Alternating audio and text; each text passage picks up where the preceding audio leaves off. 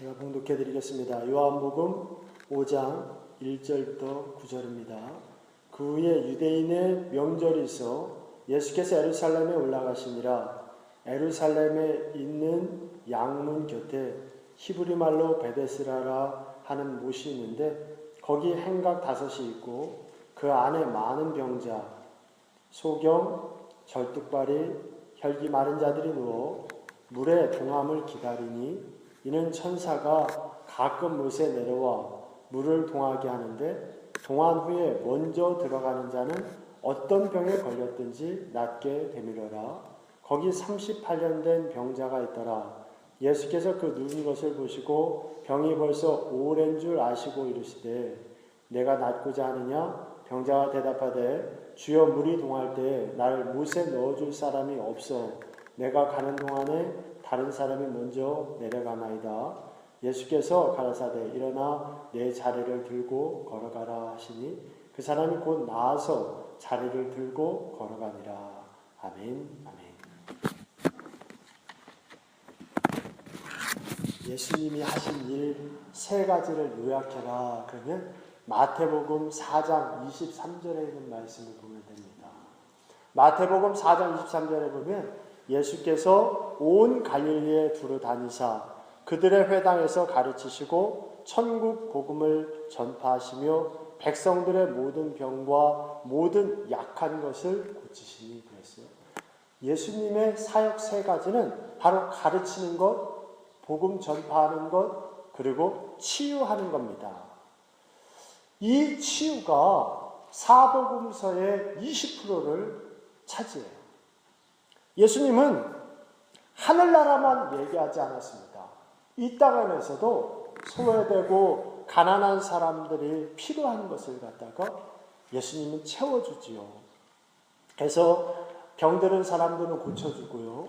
가난한 사람들에게는 그 가난함을 잊게 만들어주고요. 그리고 배고픈 사람들에게는 먹을 거를 주셨습니다. 첫 번째 예수님의 기적이 뭐였습니까? 첫 번째 기적은 가나의 혼인잔치에서 물을 갖다가 포도주로 만드는 사건인데 이 사건은 예수님이 아직 때가 되지 않았다 그랬어요. 때가 되지 않았는데도 마리아가 나 좀 도와달라고 그랬을 때 예수님이 도와주시지요.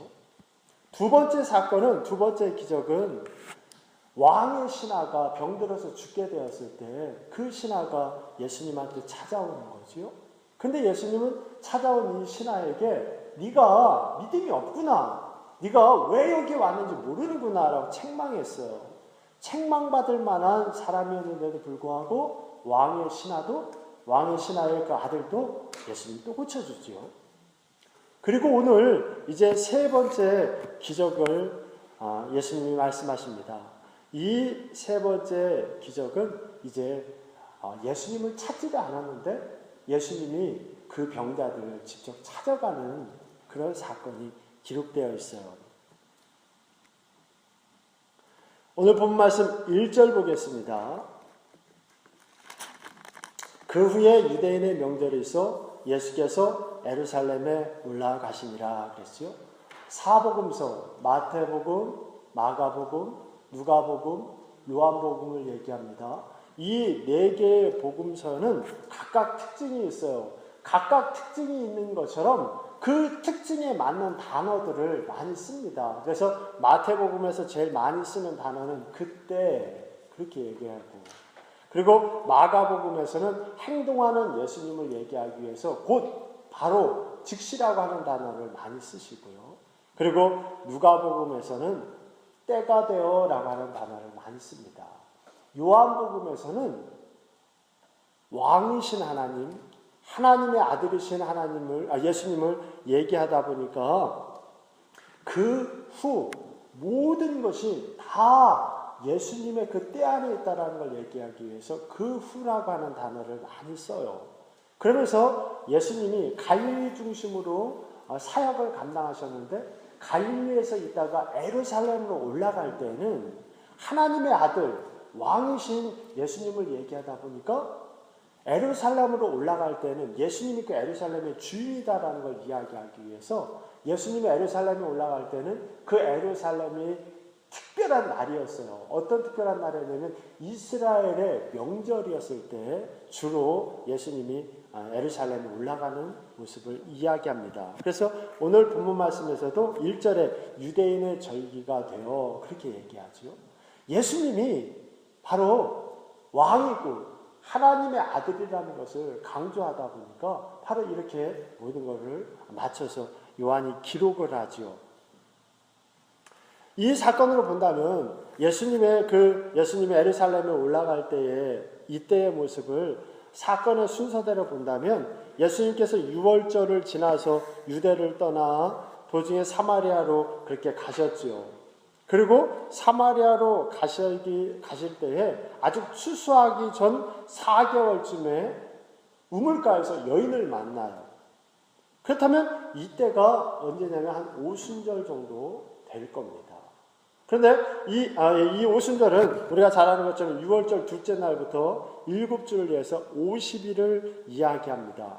그러니까 지금으로 치면 우리가 부활절 되기 전에 사순절 우리가 기리는 것처럼 이렇게 오순절이라는 것은 6월절이 지난 후에 50일 동안의 기간을 갖다가 오순절이라고 그렇게 얘기를 했어요.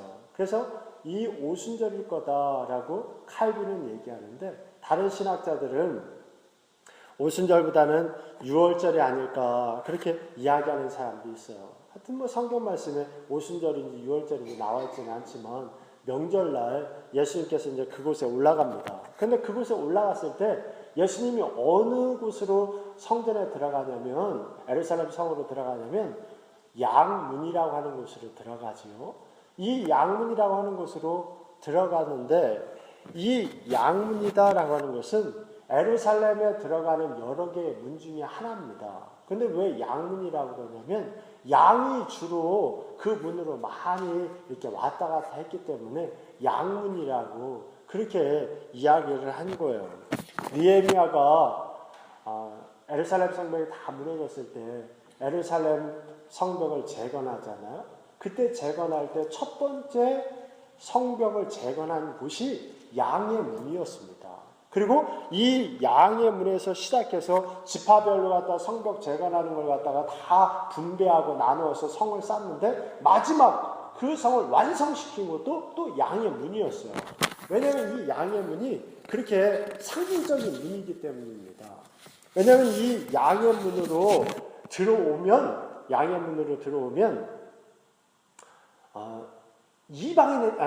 예루살렘 성전이 있어요. 그리고 예루살렘 성전에 들어가면 이방인의 뜰이 나오고 여인의 뜰이 나오고 성소가 나오고 지성소가 나오도록 되어 있어요. 그러면 어떻게 되는 겁니까? 예루살렘 성전의 바로 앞문과 같은 것이 바로 양의 문이에요. 그래서 이 양의 문으로 들어오면 이방인의 뜰, 여인의 뜰, 성소, 지성소가 이렇게 일자로 쭉 보이게끔 그렇게 되니까 마치 성전으로 들어오는 문과 같은 것이 양의 문입니다.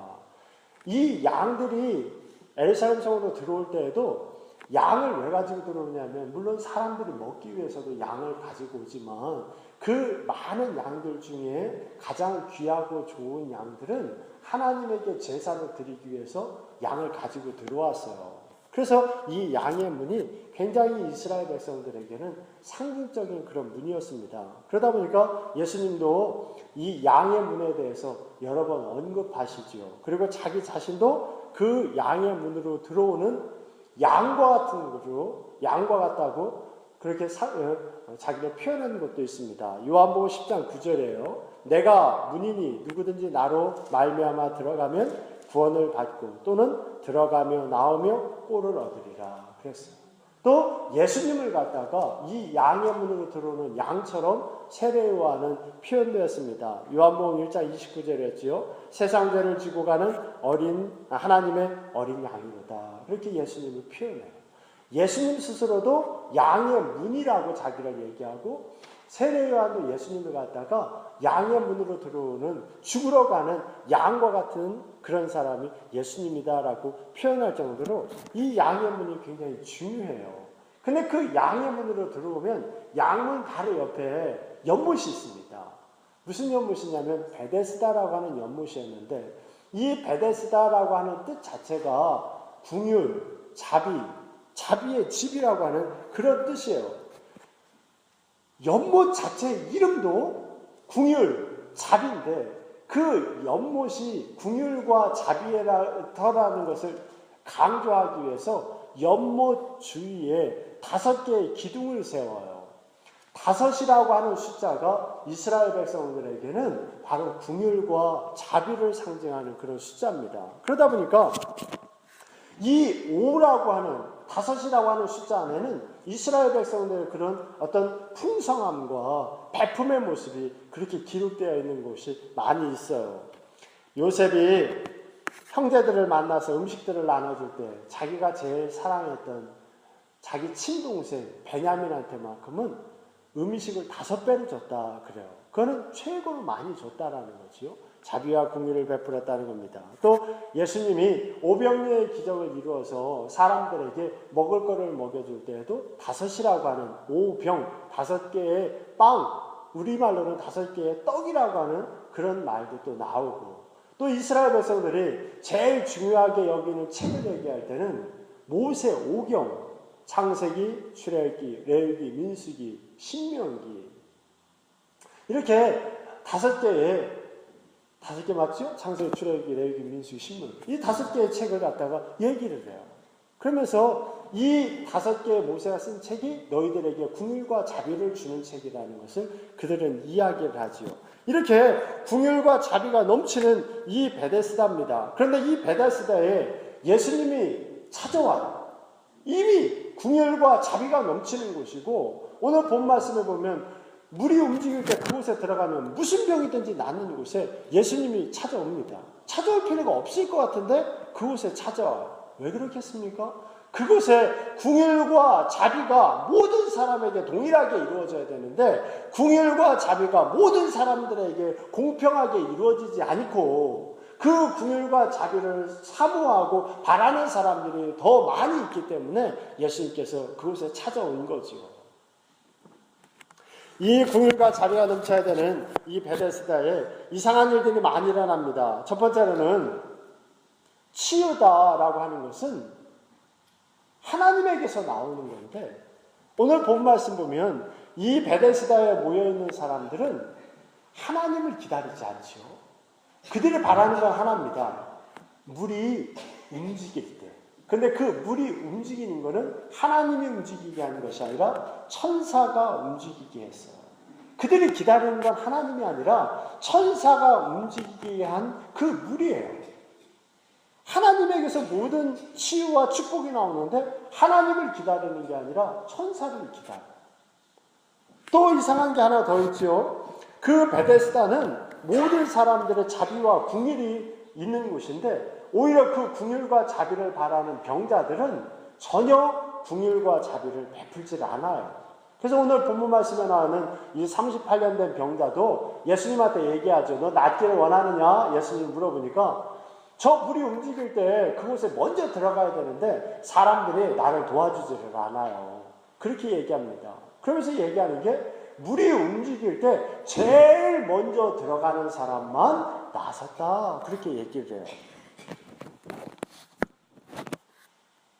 가장 먼저 들어갈 수 있는 사람들은 어떤 사람이겠습니까? 다른 사람보다 건강한 사람이죠. 진짜 급하고 움직일 수 없는 사람들이 먼저 들어가야 되는데 거꾸로 됐어요. 긍휼과 자비에 타해서 오히려 힘 있는 사람, 빨리 달릴 수 있는 사람, 눈이 좋은 사람, 그 사람들이 먼저 그곳에 들어가는 거예요.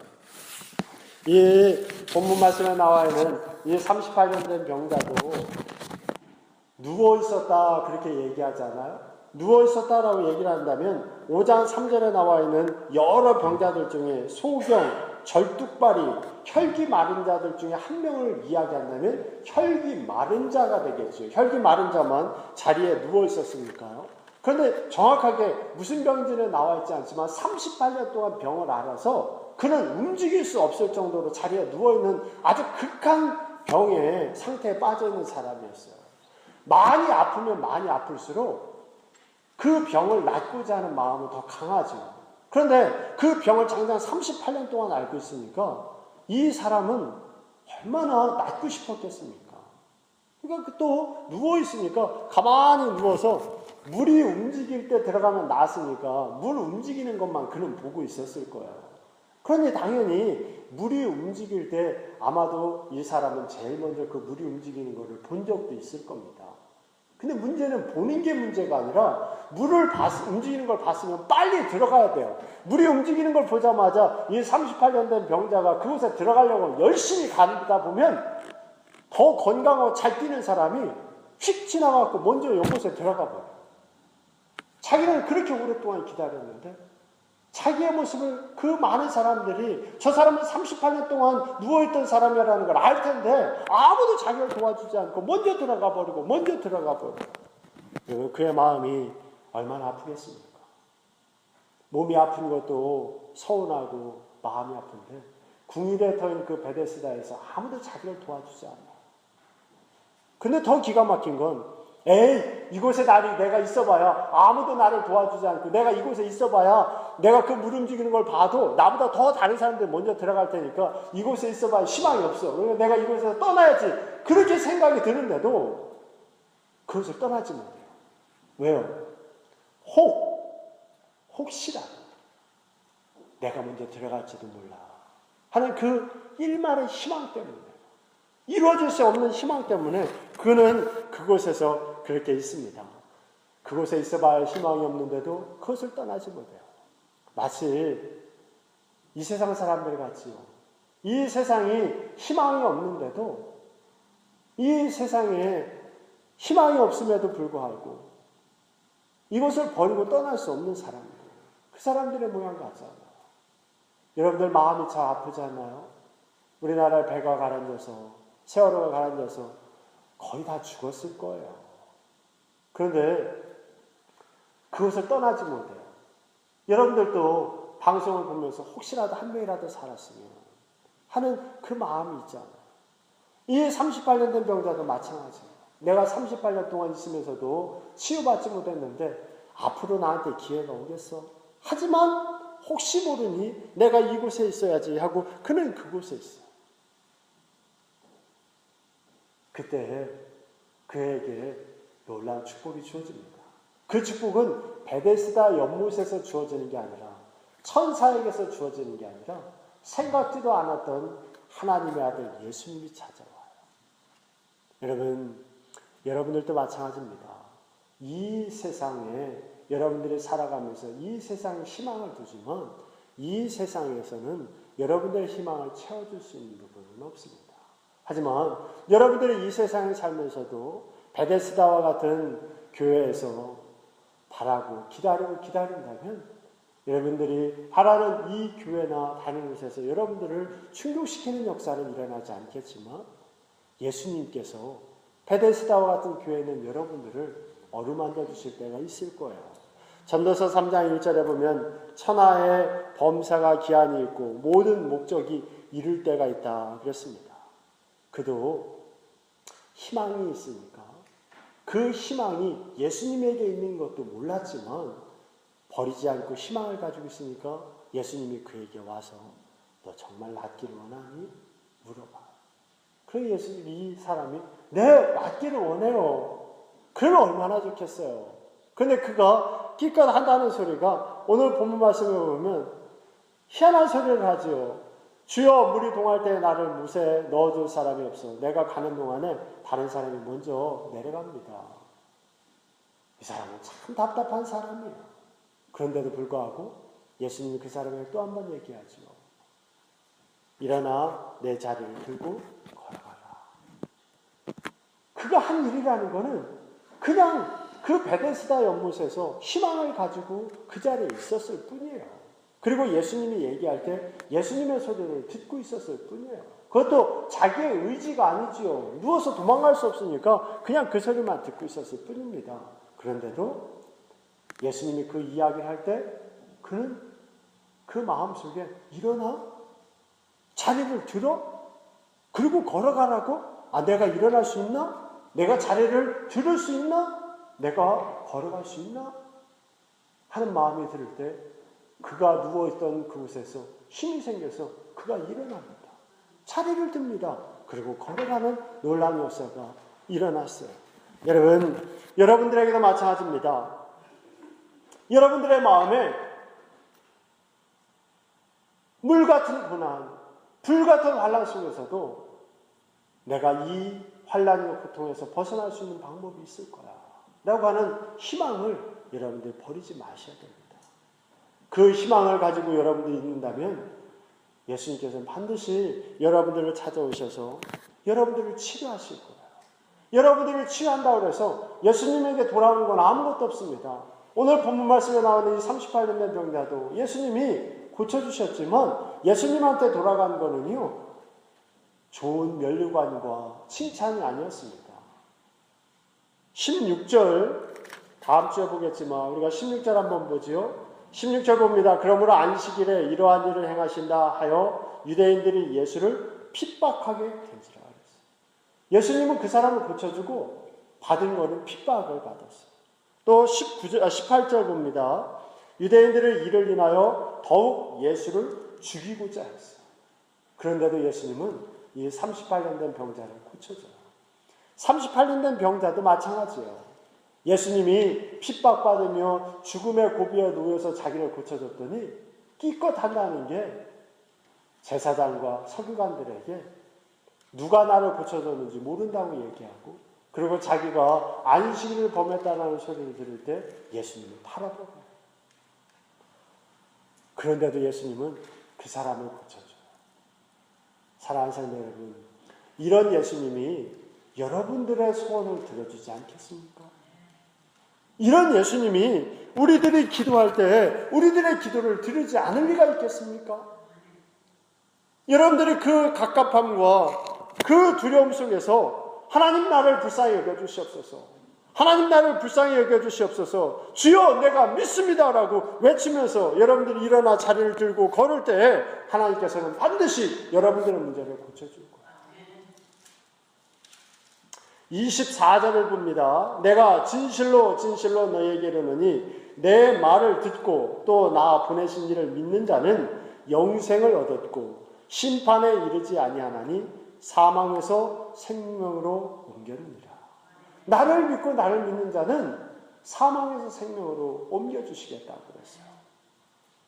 이사야 43장 2절에 보면 내가 물 가운데로 지날 때에 내가 함께 할 것이라. 강을 건널 때에 물이 너를 침몰치 못할 것이며 내가 불 가운데로 행할 때에 타지도 아니할 것이요 불꽃이 너를 사르지 못하리라 했습니다. 그리고 절망적인 상황 속에서도 여러분들 절대로 좌절하지 말고 하나님을 바라보시고 하나님의 손에 손을 내미세요. 1981년에 프랑스의 대통령으로 당선됐던 미테랑이라고 하는 사람이 있습니다.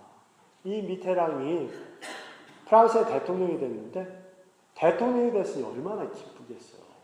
그런데 대통령이 되자마자 안 좋은 소식을 알게 됩니다. 자기 몸에 암이 퍼졌는데 그 암이 뼛속까지 다 스며들었다는 얘기를 들어요. 그러니 이제 모든 걸 내려놔야 되겠다 생각했는데 모든 걸 내려놓으려고 그랬더니 대통령이 되었고요. 자기가 암에 걸려서 대통령직을 감당하지 못하겠다고 얘기를 하면 나라가 어려움을 당할 거라는 거예요. 그래서 이 미테랑이 나라가 어려움이 닥칠 것 같다는 소리를 듣고 아무에게도 자기 병이 심하다라는 걸 얘기하지 않고 내가 하루든 한 달이든 1년이든 나에게 맡겨진 일에 대해서 최선을 다해야 되겠다 생각하고 열심히 일합니다. 15년이나 그는 프랑스의 대통령으로 열심히 일하고 명예롭게 자리에서 퇴임하게 돼요. 세상 사람들도 희망을 가지고 자기 일에 최선을 다하니까 15년이라고 하는 놀라운 기간을 대통령으로 잘 감당하게 됩니다. 하물며 모든 희망과 모든 역사를 바꾸실 하나님이 우리랑 함께 하는데 우리는 희망이 없는 사람처럼 살아요. 바보처럼 살아요. 거지처럼 살아요. 하나님이랑 함께 하면서도 우리 예수 믿는 사람들이 왜 그렇게 자신이 없는지 모르겠어요. 때로는 여러분들의 베데스다와 같은 이 교회 안에 있으면서도 아무도 나를 도와주지 않고 내 병에 대한 치유함도 없어서 여러분들의 마음에 상처가 있다 하더라도 포기하지 말고 하나님을 바라보면서 바로 서세요. 그러면 하나님께서 반드시 여러분들을 찾아와서 병을 고쳐주실 겁니다. 전라도에 가면 김제라고 하는 곳이 있어요. 이 김제라고 하는 것에 가면 금산이라고 있는데 그 금산에 금산교회라고 있답니다. 이 교회는 우리나라 문화유적으로 남아있는 곳이에요. 왜냐하면 이 금산교회는 기역자로 되어 있어요. 기역자로도 되어 있고 니은자로도 되어 있다고 보면 돼요. 여러분 기역자가 이렇게 되어 있잖아요. 이렇게 기역자로 되어 있어요. 왜 교회가 이렇게 되어 있겠어요? 이렇게 되면 여기 있으면 이쪽 사람이 안 보이고 이쪽 사람들은 이쪽 사람이 안 보이잖아요. 황당하게 교회를 졌잖아요. 교회를 이렇게 졌어요. 그래서 목사님은 이 꺾어지는 데에다가 강대상을 세우고 이쪽 보고 설교했다가 이쪽 보고 설교했다가 이렇게 설교를 해야 돼요. 우리나라 처음 기독교가 들어왔을 때요. 교회를 그렇게 졌어요. 기역자, 니은자로. 이유는 간단해요. 남자하고 여자가 같은 자리에서 예배 드릴 수 없다고 그래갖고 이쪽은 남자 앉고 이쪽은 여자가 앉은 거예요. 그래서 목사님이 이렇게 강대상에 서서요. 남자를 보고 설교하다가 이렇게 해서 여자를 보고 설교하다가 이렇게 해요. 그래서 남자하고 여자들은 서로 못 봐요. 얼마나 그 유교 사상이 강한 그런 곳입니까? 근데 그 교회가 처음 시작된 이유가 조덕삼이라고 하는 마을의 유지요, 그리고 한학자로 유명하고 금광을 가지고 있었던 사람 때문에 시작됐어요. 이 조덕삼이라고 하는 분 집에 선교사님, 테이크라고 하는 선교사님이 오셨는데, 테이크라고 하는 선교사님 때문에 이 조덕삼 씨가 예수님을 만나서 신앙생활을 같이 시작하게 됐습니다. 그리고 자기 사랑채를 내줘요. 그리고 그 사랑채를 내주고 사람들이 모이다가 사람 점점 많아지니까 땅을 기부를 해갖고 이 금산교회가 시작된 거예요. 그런데 몇 년 후에 막 사람들이 막 금산교회를 모이니까 장로님을 뽑아봐야 되잖아요. 장로님을 뽑으니 당연히 교회 시작도 조덕삼 씨 때문에 시작됐고 땅도 조덕삼 씨가 내놨고 그 동네에서 유지니까 당연히 조덕삼 씨가 장로님이 돼야 되는데 장로님이 누가 되냐면 이 조덕삼 씨 집에서 마부 역할을 하던 이자일이라고 하는 청년이 장로님이 됐어요. 역사에는 안 나오지만 이유는 뭐 간단하겠지요. 왜냐면 양반은 하나고 상놈은 많으니까 이 교회에서 투표할 때 누가 누구 찍었는지 모르잖아요. 그러니까 땅도 내놨고 교회의 시작도 이 양반 조덕삼 때문에 시작됐지만 장로를 뽑을 때는 양반이 꼴보기 싫거든요. 그러니까 마부인 이 조덕삼 씨 밑에서 마부 노릇을 하던 이 이자익이라고 하는 사람한테 사람들이 투표를 해갖고 이자익 씨가 장로님이 돼버려요. 자기네들이 투표해놓고요. 투표 결과가 이자익 씨가 장로님이 되니까 교회가 술렁술렁해요. 큰일 났다. 아니 나만 찍을 줄 알았는데 너도 찍었어. 너도 찍어. 난리가 났어. 큰일 났어. 근데 그때 갑자기 이 조덕삼 씨가 앞으로 나오더니 이야기를 하는 거예요. 이거야말로 하나님의 뜻입니다. 저는 이자익 씨를 갖다가 장로님을 모시고 이 교회를 위해서 열심히 봉사하겠습니다. 조덕삼 씨가 그렇게 얘기해요. 그리고 진짜로 집에 가면 이 장로님은 자기 집에 마부예요. 집에 오면 장로님이에요. 그런데도 이 조덕삼 씨하고 이 이자익 씨는 서로가 교회에서는 장로님과 평신도로, 집에 가서는 주인과 마부로 최선을 다해요. 진짜로 최선을 다해서 섬겨요. 그리고 3년 후에 이 조덕삼 씨도 장로님이 돼요. 장로님이 됐으니까 이제 너랑 나랑 똑같다 그래야 될 텐데 그러지 않아요. 오히려 이 조덕삼 씨가 보니까 자기 마부지만 이 이자익 씨가 참 괜찮으니까 이자익 장로님한테 장로님 신학교 가세요. 그래서 당시에 평양신학교가 제일 유명했거든요. 그 평양신학교에다가 이 이자익 씨를 갖다가 보내서 공부를 시켜요. 자기가 돈을 다 대주고요. 그리고 나중에 이 이자익 씨가 목사님이 됐을 때 이자익 씨를 불러요. 그리고 금산교회의 2대 담임 목사님이 되게 해요. 그리고 또 자기가 장로로 열심히 또 그를 섬겨요. 나중에 이 이자익 씨는 장로교회의 총회장을 3번이나 하는 사람이 되고 지금도 있지요. 대전신학교. 대전신학대학교를 설립한 이자익 회장님이 되시죠. 이자익 목사님이 돼요. 얼마 전에 2005년에 이 대전신학교에서 설립자 이자익 목사님 현판식하고 출판 기념식이 있었어요. 이 출판 기념식이 있을 때 이 조덕삼 씨의 손자가 있었는데 그 손자를 불러서 축사를 해달라고 부탁을 했습니다. 그 자리에 이 이자익 씨의 손자인 이규환 장로라고 대전 제일교회 장로님이고 우리나라의 고분자의 아주 권위자예요. 그런데 이 이규환 장로님이 이 조덕삼 장로님의 손자에게 큰절을 합니다. 그러면서 얘기를 해요. 우리 할아버지가 주인을 잘 만났습니다. 그 주인이 아니었으면 우리 할아버지도 없었고 우리도 이 자리에 없었을 겁니다. 하고 그에게 큰절을 합니다. 그리고 조 장로님의 손주가 그 자리에서 축사를 해요.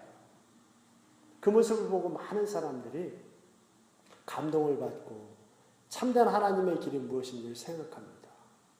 이 조 장로님의 손주가 얼마 전에 우리나라의 국회 부의장을 지낸 조세영 장로님이에요.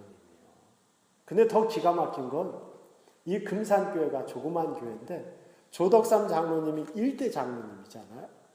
그 장남이 2대 장로님이 돼요. 조영호라고. 그리고 조금 전에 얘기한 국회 부의장을 지낸 이 조세영 장로님이 몇 년 전에 이 금산교회 3대 장로님이 돼요. 여러분, 얼마나 축복입니까? 만약 이 조덕삼 씨가 아니 마부는 장로를 시키고 나는 평신도로 있으라고요. 이 교회가 나 때문에 시작됐는데 했다면 여러분 이렇게 아름다운 일이 기록되겠습니까? 저번에도 제가 말씀드렸지만 서울의 유명한 교회는 양반하고 상놈하고 같이 예배드리는 것 싫다고 교회를 쪼갰어요. 그런데 이 전부 금산교회는 주인이고 양반이 상놈을 섬기고 신학교를 보내고 목사님을 만들고 그리고 총회장을 만들고 어쩌면 우리들의 삶도 이렇게 기가 막힌 일에 처할 때도 있을 겁니다. 그때 여러분들이 화를 내고 분을 내며 그 자리를 떠나면 그냥 세상 사람들과 똑같은 사람이 되는 거예요. 하지만 이 조덕삼 장로님처럼 자기 마부를 높이고 그를 사랑하고 하나님의 일을 감당한다면 같이 사는 놀라운 역사가 일어나는 거죠. 오늘 예수님은 38년 된 병자를 찾아오셔서 고쳤습니다. 여러분들도 예수님을 찾아서 고침받으시고 여러분들의 고침을 통해 다른 이들도 예수님마다 만나 고침받는 놀라운 축복을 나누는 여러분들이 되시기를 주님을 간절히 부탁드립니다. 우리 찬양 하나 하죠. 우리 찬양 하나 하고 우리 통성으로 기도하겠습니다. 아까 제가 여러분들에게 말씀을 읽어드렸던 것처럼 이사야 43장 2절에 나와 있는 말씀으로 찬송가가 복음성가가 기록되어 있죠. 물 가운데 지날 때에도 심무치 아니며 불 가운데 행할 때에도 너를 상치 못하게 하시리 하는 우리 이 복음상가 우리 부르고 우리 통성으로 잠깐 기도하겠습니다. 하나님, 내 삶에 물 같은 환란이 있어도 불 같은 고통이 있어도 하나님 붙들고 이기게 해주시고 나의 그 일어남을 통해 하나님의 나라와 의가 넓어지게 해주시옵소서 하고 우리 기도하겠습니다. 물간대 지날 때도 군대 지날 때도